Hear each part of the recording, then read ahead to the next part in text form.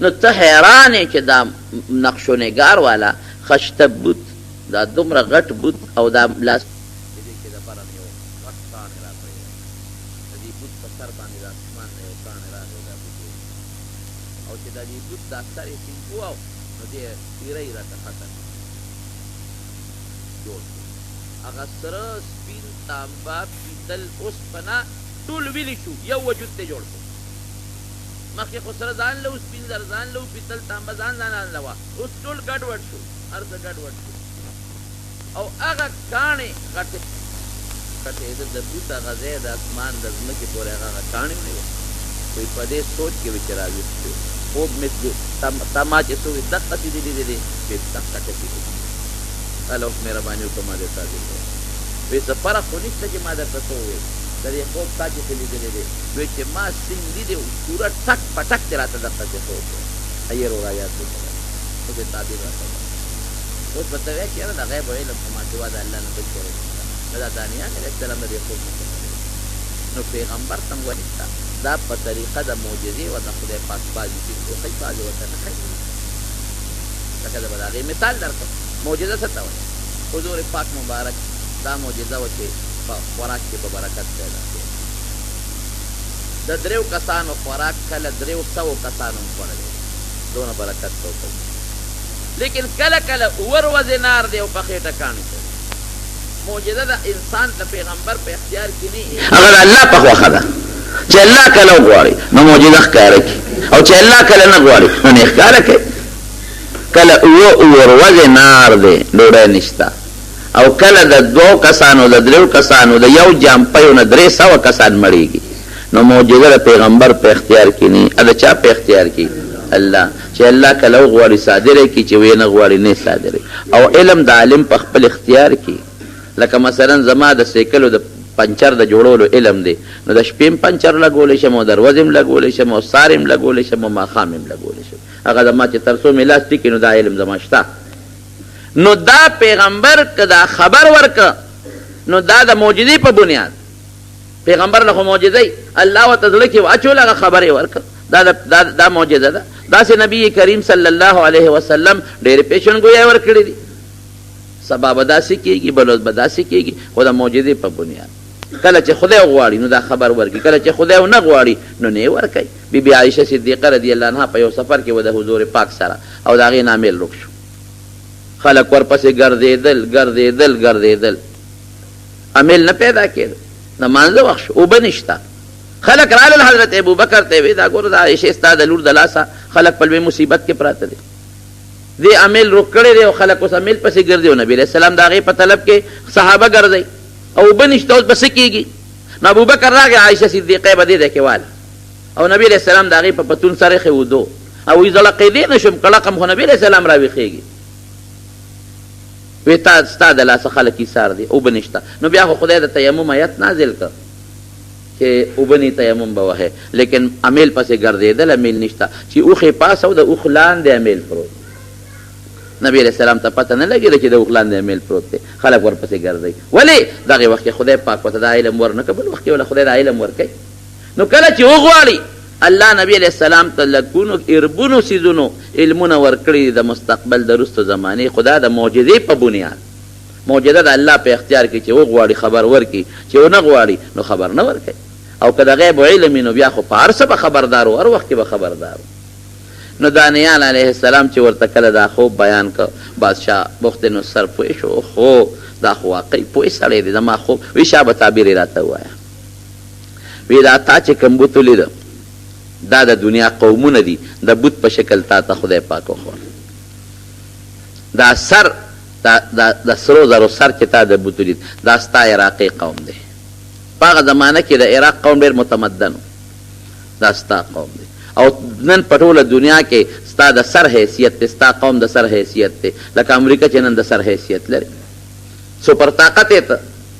بیا ورپسې دا سینه چې ده دا بل قوم دی دا ستانه لاندې ستانه پس به د دې قوم حکومت په دې ټوله دنیا راځي دا به څوکي دا به ترکیانې د هغوی دغه شکلونه دي ورپسې لاندې بیا تانبه ده دا د سرو خلکو د سور قوم نشان دی دې نه پس پر هغه خلک سپر طاقت جوړېږي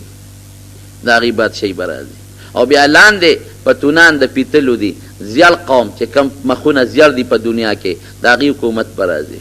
ابا سو پر طاقت او بیا لاندې د خپې تورې دي د تورو خلکو لکه د نایجیریا والا د سودان والا حبشې والا د دې خلکو دا به سو پر طاقت دا غي بادشاہي برازي او لاندې دا چې کمې پنجې د خټو دي نو بیا به اخره کې د ښځو حکومت راځي ښځه به بادشاهي او کمزوري حکومت به وي هغې ته اشارت دی او چې دا کمکانې په سر را پرېوته او دا قومونه او طاقتونه یې دړې وړې کړل دا د آخرې زمانې د پیغمبر مثال دی دا ټول قومونه او طاقتونه به یو شان کې راغونډ هغې کې به بیا د تور او سپین تمیز نه اوس خو ته زما قوم سور قوم دی د دې بادشاهي ده د امریکا کې یو زمانه کې همدغسې وه د تور او د سپینو منځ کې جنګ و سپینو به یې مونږ غوره او تورو به یې مونږ غوره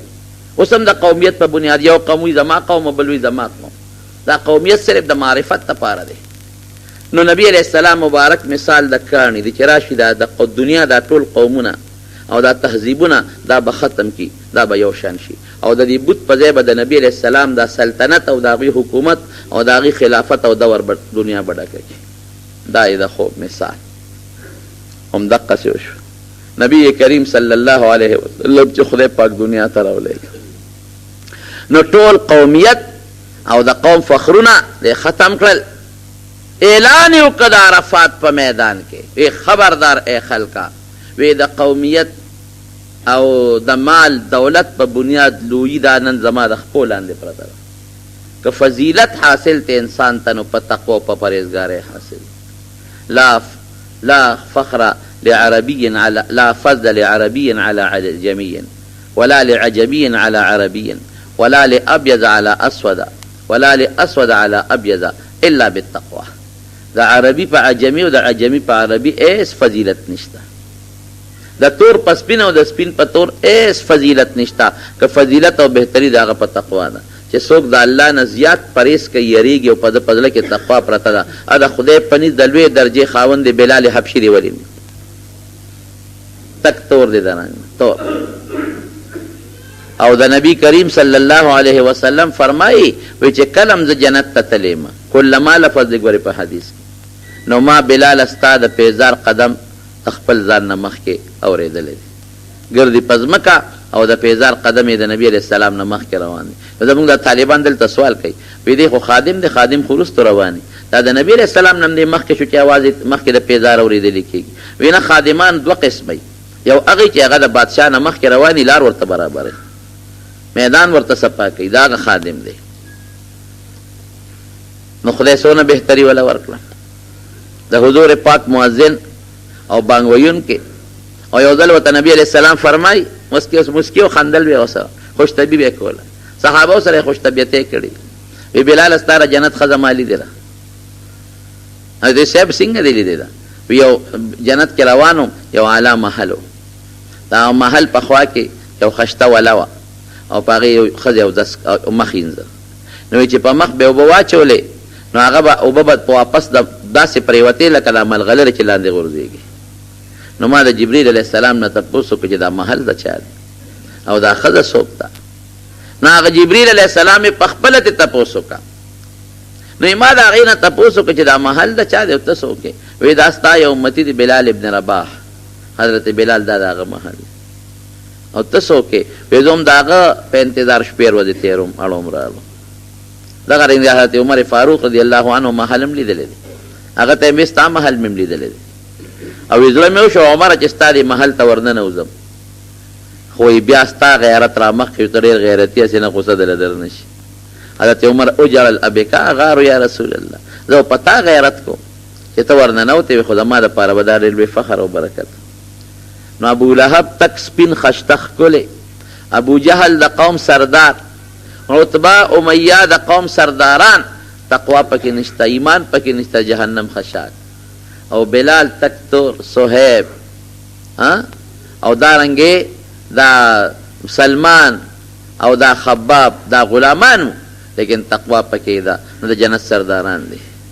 نو نبی علیہ السلام مبارک ذات پت ختم که دا په هندوانو کې شته دا چوت قوم دی او دا فلانکې قوم دی او دا فلانکې قوم دی دا قوم به بادشاهي کوي او دا به بادشاهي نه کوي نه دا پکې نشته اسلام د رنگ نسل د قوم تفریقه مکمل ختمه کړه.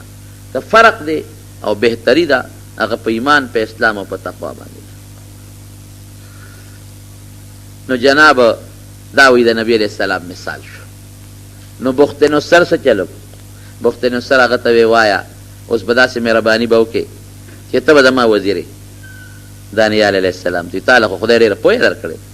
او ډېر عقل یې دله درکړی دی. ته ما نه به لبار کېږې نه، ما سره به ته وزیر وزیر او نور مطالبه وی زما قوم جیل کې پراته دی، وی دا به عزت سره خلاص کم، بلکل عزت سره. او وی زما د قوم لونه او زما د قوم خویندې هغه ستا د سپایانو د فوج په غلامۍ کې دي، وی بلکل به خلاصې وی، دا به راخلاصې کم، ستاسو بچي به هم آزاد کم، او د چا چې کم بچی دی هغه د ادیبوزي او د چا کومه ښځه ده او ته به ما سره وزیرې. وی نه صاحب زما بله مطالبه ده، زه به ستا د سلطنت لاندې وخت تېروم خو ما به خپل شام بیت المقدس ته لیږي چې زه خپل علاقه آباده کړم. ډېره ښه ده. همغه شام یې واپس وله ورکړه، هغه بیت المقدس واپس وله ورکړه، هغه ښځې بچي لونه چې کوم غلامانو په عزت ورته واپس میلو شو، خو سزا خو یې وسکله که نه؟ الله سزا ورکړه، خو چې بیا الله ته جړه فریاد وکړه، انابت الله راغی، الله ته جړه فریاد وشو، نو الله بیا معافي وکړه. رونو دقه دور روان دی. ګوره د خدای د عذابونو مختلف شکلونه په موږ د پاسه را روان دي. دا ګرانی ده او دا بیماری ده او دا ماشې دی او دا فلانکې وایرس دی او ډینګي وایرس دی او دا فلانکې دی او فلانکې دی او فلانکې دی. دا ټینشن موږ له دماغو کې جوړ دی. دا سوچ او غلط فکرونه سوچونه زمونږ په دماغو کې پراته دي، دا موږ د خدای نه لرې یو خفه کېږي. یو صرف موبایل باندې چې څومره ګناه کېږي په موبایل، یقین کوه که 100 کاله مخکې په سینما کې په بربنډو فلمونو دونه ګناه کېده. سینما ته به یو 10 کسان تلل، دونه به نه تلل، د کلي نه به یو 2 کسه لاړل او یو فلم به مثلا وکتل.